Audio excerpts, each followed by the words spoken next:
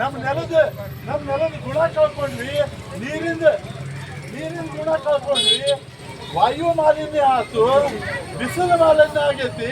ಹೋದ ವರ್ಷ ಹಚ್ಚಿ ವರ್ಷ ಹಂಗಿತ್ತು ಬಿಸಿಲು, ಸಿಕ್ಕಾಪಟ್ಟಿ ಬಿಸಿಲಿತ್ತು, ಅತಿಶಯ ಮಳೆ ಆಗ್ತೈತಿ.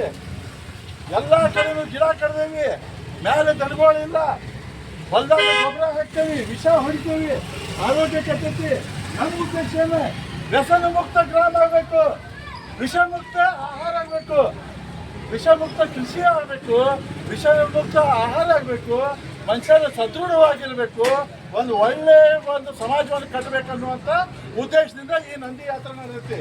ಈಗ ನಾವು ಆಕಳ ಅಂತ ಏನು ಮಾತಾಡ್ತೀವಿ, ನಾನು HF, ಜರ್ಸಿ, ರೆಡ್ಡೇನು ಅವೆಲ್ಲ ಮಾತಾಡೋದಿಲ್ಲ. ನಾನು ನಮ್ಮ ದೇಶಿ ತಳಿಗಳ ಬಗ್ಗೆ ಮಾತ್ರ ಮಾತಾಡ್ತೀನಿ. ಯಾಕಂದ್ರೆ ನಮ್ಮ ದೇಶಿ ತಳಿಗಳ ಇದ್ದಂಥ ಗುಣ ಅವಕ್ಕಿಲ್ಲ. ಅವೆಲ್ಲ ಹಂದಿ ಜಾತಿವು. ನೀವು ನೋಡ್ಬೇಕಾದ್ರೆ ಒಂದು ಜರ್ಸಿ ಆಕಳ ಹೆಂಗೆ ಒದರ್ತದೆ, ಅಂತ ಹಂದಿ ಒದರ್ದಂಗೆ ಒದರ್ತೈತಿ. ಅದಕ್ಕೆ ಇನಿ ಇಲ್ಲ. ಆಮೇಲೆ ಕಾಲು ನೀವು ನೋಡಿದ್ರೆ ಹಂದಿ ಅಂತ ಕಾಲದ ಅಗಲದ ಉಪ್ಪು ಏನೋ ಕೊಳಗದ ನೆಲಕ್ಕೆ ಗ್ಯಾಪ್ ಐತಿ, ಗಂಗೆ ತೊಗಲಿಲ್ಲ, ಅಂಬ ಅಂತ ಒದರುವುದಿಲ್ಲ. ಅದು ಆಕಳಲ್ಲ, ಅದು ಆಕಳಕ್ಕೆ ಹಂದಿಗೆ ಕುಡಿಸಿ ಮಾಡಿದಂಥ ಒಂದು ಪ್ರಾಣಿ. ಅದರಿಂದ ನಮ್ಮ ಆರೋಗ್ಯ ಹಾಳಾಗತ್ತೈತಿ. ಅದಕ್ಕೆ ನಾವು ಏನು ಮಾಡಬೇಕು, ನಮ್ಮ ದೇಶಿ ತಳಿಗಳನ್ನ ಬೆಳೆಸಬೇಕು.